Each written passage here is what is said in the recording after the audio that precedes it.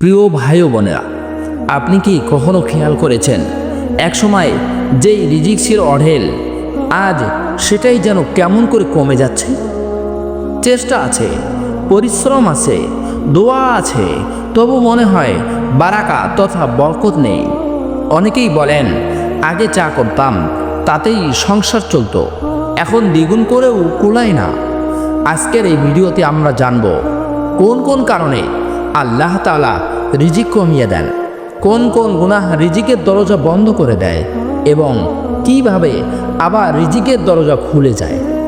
শেষ পর্যন্ত ভিডিওটি দেখবেন, কারণ শেষ অংশে এমন একটি আমল আছে যা হাজার সমস্যার মাঝেও রিজিক টেনে আনে ইনশাআল্লাহ।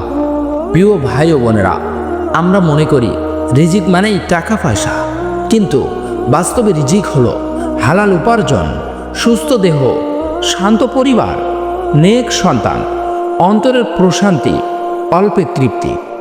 অনেক মানুষের টাকা আছে কিন্তু শান্তি নেই, এটা রিজিকের অভাব। আবার কারো টাকা কম কিন্তু সুখ ও তৃপ্তি আছে, এটাই বারাকা।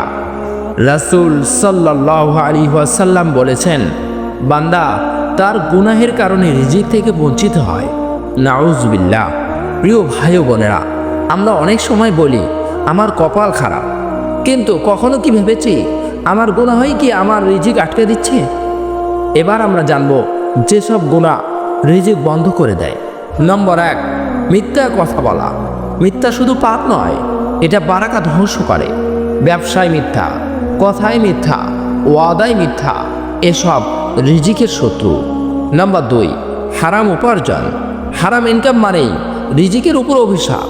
সুদ, ঘুষ, প্রতারণা, অন্যের হক নষ্ট করা, এসব রিজিক বানায় না, বরং শুকিয়ে ফেলে।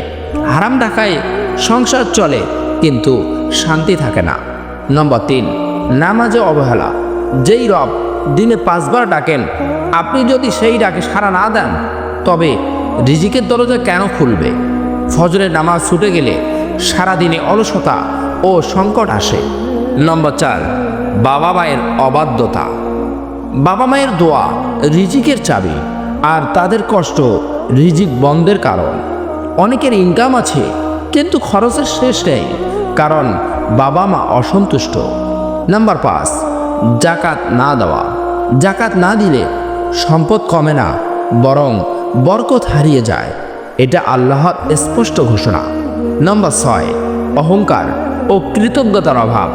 আমি নিজেই সব করেছি, এই কথাটাই রিজিক নষ্ট করে। যে কৃতজ্ঞ নয় তার জন্য বাড়তি রিজিক নেই। নাউজুবিল্লাহ। এবার আমরা জানব রিজিক বাড়ানোর শক্তিশালী আমল। নাম্বার 1, তাকওয়া অবলম্বন। আল্লাহ তাআলা বলেন, যেই ব্যক্তি আল্লাহ তাআলাকে ভয় করে, আল্লাহ তাআলা তার জন্য রিজিকের রাস্তা খুলে দেন। সুবহানাল্লাহ। নাম্বার 2, বেশি বেশি ইস্তেগফার। নূহ আলাইহিস সালাম তার কওমকে বলেছিলেন, ইস্তেগফার পাঠ করো, আল্লাহ তাআলা আসমান থেকে বৃষ্টি নামাবেন, সম্পদ ও সন্তান বাড়িয়ে দিবেন। সুবহানাল্লাহ। নম্বর 3, ফজরের নামাজ ও দোয়া। ফজরের পর দোয়া করলে রিজিকের ফয়সালা হয়। নম্বর 4, আত্মীয়তার সম্পর্ক বজায় রাখা। যেই ব্যক্তি আত্মীয়তার সম্পর্ক বজায় রাখে, তার আয়ু ও রিজিক বাড়ে। সুবহানাল্লাহ। নম্বর 5, দান ও সদকা। দান করলে কমে না, বরং আল্লাহ বাড়িয়ে দেন। গোপনে সদকা রিজিক টেনে আনে। সুবহানাল্লাহ। অনেক মানুষ আছে অল্প আয়েও সুখী, আবার অনেক মানুষ আছে বেশি আয়েও অশান্তির মধ্যে থাকে। পার্থক্য একটাই, একজন আল্লাহর উপর ভরসা করে, অন্যজন শুধু টাকার উপর। প্রিয় ভাই ও বোনেরা, রিজিক বন্ধ মানেই আল্লাহ ছেড়ে দিয়েছেন এটা না। অনেক সময় আল্লাহ থামিয়ে দেন আমাদের ফেরানোর জন্য। তাই আজই সিদ্ধান্ত নিন, হারাম ছাড়বেন, নামাজ ঠিক করবেন, বাবা মাকে খুশি করবেন, ইস্তেগফারের আমল বাড়াবেন। ইনশাআল্লাহ রিজিক শুধু আসবেই না, বরকত নিয়েও আসবে।